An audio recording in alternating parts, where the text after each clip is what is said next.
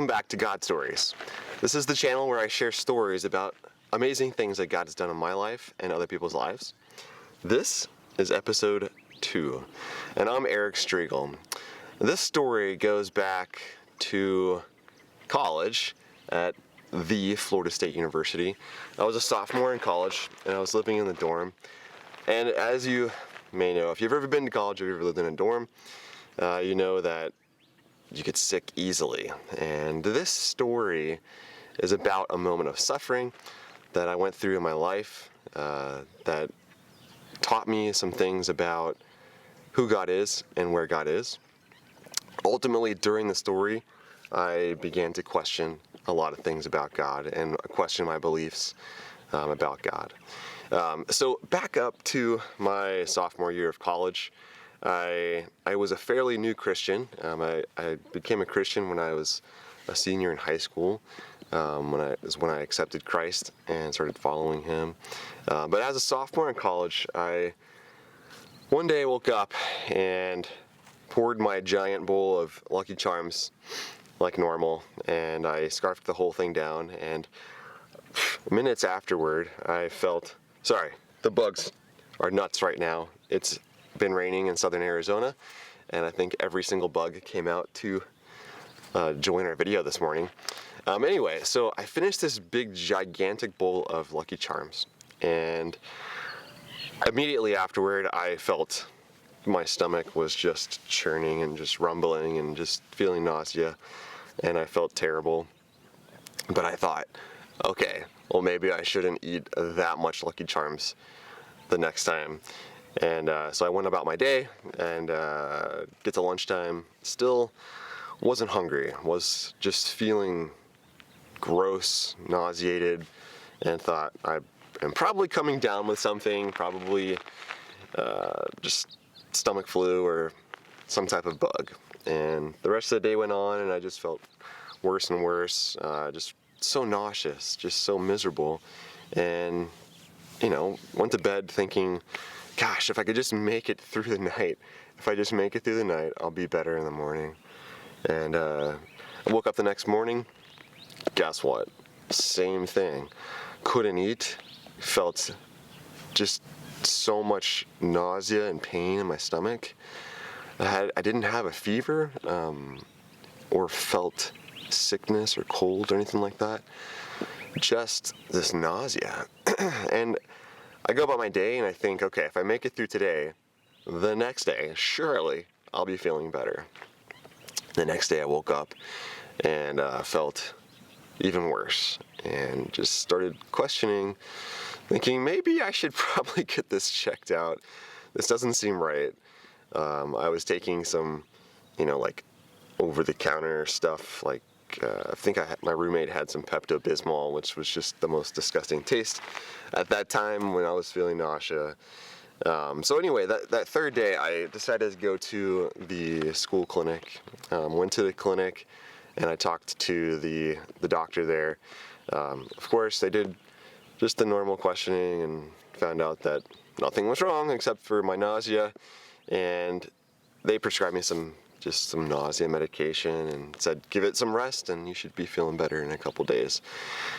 So I did just what they said. I took the little medication they gave me, I rested, and I kept waking up every single day feeling horrendously nauseous. And at that point in time, it was starting to affect my life, and it was affecting my school, my classes. I had no motivation to do anything. I was just feeling tired and nauseous the whole time, and I thought, oh my gosh, like what is going on? I just want this to end. I mean, at that time it would have been, I think, not even a week. But anytime you spend feeling nauseated, you want it to end immediately because it's just so miserable.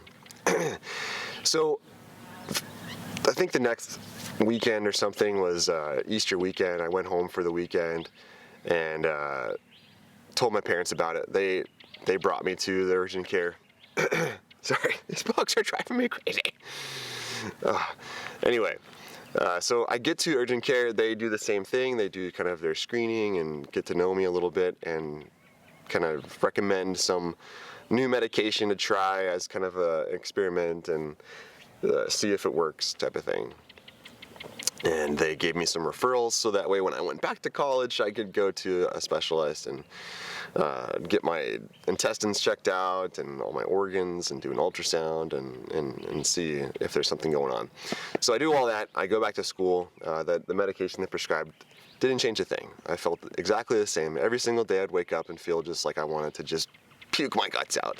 But nothing ever came up, and I kind of wish that it would, but I didn't have the guts to try to force anything out because that just was scary to me. And anyway, I go to some specialist, I get some blood work done, I get an ultrasound done, and was just kind of hoping that something would come up. And guess what? The blood work came back normal, no infection, no virus. The ultrasound was normal, showed nothing wrong, no twisted bowels or anything strange like that. So I left thinking, this is it. There's nothing wrong with me. It's just this unstoppable feeling of nausea that was just unrelenting and was eating into my life. And anyway, so as the days went on, I started thinking about, why is this happening? Is this God doing this to me? Or is God not here? Is God even real? And I started having all these thoughts. And keep in mind, I was still kind of a new Christian at the time and still kind of questioning my faith at times. Anytime as a new believer, you have moments of doubt. You start thinking about whether or not you are just believing in something that is just a made-up story. And I decided that I wanted to try my best to still pursue God, even though I didn't feel like God was there at that moment. And I decided to read my Bible, and I just so happened to start reading the book of Job. And in the Old Testament, the book of Job is about this man who loves God and worships God and has many blessings in his life. And God allows Satan to test him, to test his faith, because God believed that Job had strong enough faith to stand firm and pull through. And he was right. And Job, of course, had enough faith despite the tremendous amount of suffering and pain that he went through in his life, emotionally, physically. He had friends ridicule him through the process. I mean, just everything was crushed. Everything in his life was crushed, and he still turned to God. He had feelings of frustration, as what I had. But anyway, so the process was I would read, thinking, okay, if I was faithful in reading the Bible, and if I was faithful in praying, that God would hear that, and he would honor that, and he would take this away from me. And it felt like if I could just do more to show God that I love him, he would take this away from me. And every day, nothing would change. Every day I felt the same. And I just thought, man, am I doing enough? Am I praying enough? Every single day I was begging God to take this away from me, to make me feel better, to heal me. And I just wanted to go back. I started making promises. Okay, God, if you do this, then I'm going to do this. God, if you heal me now, I'm going to pray 10 times a day. I'm going to share my faith, and I'm going to tell everybody about you 100 million times. And I started making these deals and promises, and I tried so hard to check the boxes to help God, or to make God heal me. And I started realizing that that's not necessarily how God works. And months went on of the same thing. Every day I would barely make it to class. be frustrated about not being able to eat. Never once felt hungry. And it was, man, it was a moment of suffering in my life. And I know that some people go through suffering that may be so much worse physically or emotionally. But at least in my life, at that time, it was bad. And I was starting to kind of lose it a little bit. I started to just question God's mercy and His love, and ultimately questioning His existence.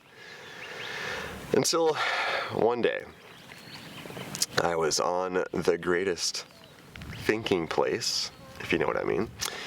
And I had this thought and this sense of peace that kind of came over me, that despite what I was going through, that God must still be with me, and that He is listening to me, even though I felt that there was never a response. But in that moment on the thinking place, I decided that no matter how long I have to deal with this, even if this is something that I am supposed to deal with my entire life, that it's okay. And that I will live the rest of my life in this pit of misery and still worship God and still push through and worship Him like Job in the Old Testament worshiped God. And even though going through so much misery, he still worshiped God and still praised Him. And I decided that I wanted to do that, that I, no matter what, would still love Him and still passionately pursue Him, because I was convinced of the reality of God, convinced that God did come as Jesus and die for our sins, redeeming us in relationship with Him and rising from the dead to give us this new resurrection, this new life, this new promise, because we are, at least I was convinced that we are in this sinful life. We'd make decisions every day to go against God, and we choose things for ourselves. We live in selfishness, and we can all be in denial of that. At least I was in denial of that for a long time. Never thought that. I figured I was a good person, and that if there was a God, I would probably go to heaven. But anyway, that's a different story, actually. I will share that later, how I became a Christian and why I chose to do that. But ultimately, I was convinced that God was real, and I decided I would want to serve Him no matter what. And this sense of peace came over me because I realized that I could do this. I could push through because God was with me. And I realized that God was with me the whole time. And looking back, I thought, I learned a lot. And I'll share that in just a moment. But fast forward that day, feeling the sense of peace, I still felt nausea. I felt no change in my symptoms other than just my spirit was lifted. I go to bed that night feeling wonderful, other than my nausea and my pain, but I felt spiritually wonderful. I woke up in the morning, and like I do every day, I would pour myself a little bit of cereal in hopes that I would have some way to eat it. And every day I would force myself to eat it, even though it was miserable. And that morning I ate some cereal, and I felt okay. And I actually, for the first time in months, felt hunger. And I poured myself some more cereal. And you'd think I would learn my lesson from the first time, but I ate eventually this gigantic portion of Lucky Charms, and I felt fine. I felt renewed. I felt fresh. I felt like God healed me. And I realized that He did it. And oh my gosh, I got on my knees and I praised Him and I thanked Him, and I thought, I don't deserve this, but God gave me mercy on that day. He freed me from my suffering. And I look back and I think about this story, and I think about how amazing God was and that He healed me, but more so that He didn't have to heal me because He healed my spirit and reminded me that no matter what, He was there. Despite the suffering, He was there, holding me like a dad holding his kid. And I have little kids now, and I realize what that's like when our kids are going through things, when they get hurt or when they're sick. I just love them so much, and I'm there with them, and I hold them, and it's sad, and it breaks my heart when they're feeling sick. But I know now, looking back, that that's what God was doing. God was taking me through this process of suffering. And what I read in Romans chapter 5, if you ever get a chance to read the book of Romans in the Bible, chapter 5, Paul, the author, he talks about suffering. And in this passage, he says, rejoice in your sufferings, because your sufferings produce perseverance. And perseverance produces character. And character produces hope. And for the longest time, I never really understood that verse. But looking back, I realized that's what God was doing in my suffering. He was producing my perseverance. And it wasn't until I actually decided to persevere, to push through no matter the pain, to still worship God no matter what, that He had produced that through me in my suffering. And that perseverance changed my character, who I was, becoming more of a man of God and not just a worship God when everything is going well. I was learning to worship God even when things sucked and were terrible. And that character produced in me that hope that God would pull through someday. And I didn't know when, and I was okay with that. And I think that God does that in our life with our suffering. And it may not be just a short 3-month span of time. It could be years and years and years. It could be for the rest of your life. But God, I think, is using it to produce in you a perseverance, a steadfastness to stand firm, to never lose hope. That perseverance producing character in us, changing who we are, becoming more Christ-like, and that character producing hope, that we can share our hope with other people despite the suffering that we're going through. Now, I hope that this story maybe encourages you, or maybe it gets you questioning. I'm pretty sure I just swallowed a bug. The gnats are crazy and they're driving me nuts, but God is awesome, and this is a beautiful morning in southern Arizona, and it's breezy and it's cool because it poured down rain last night. But I hope that this story may have inspired you. If it does, and you want more content like this, you want to hear more stories, because I have a lot more coming, consider subscribing to the channel. Hitting the like button helps the channel grow on the search engine of YouTube, from what I understand, but that would be cool. Either way, I will catch you on the next episode. Stay tuned, because the next episode deals with some anxiety and fear. Check it out.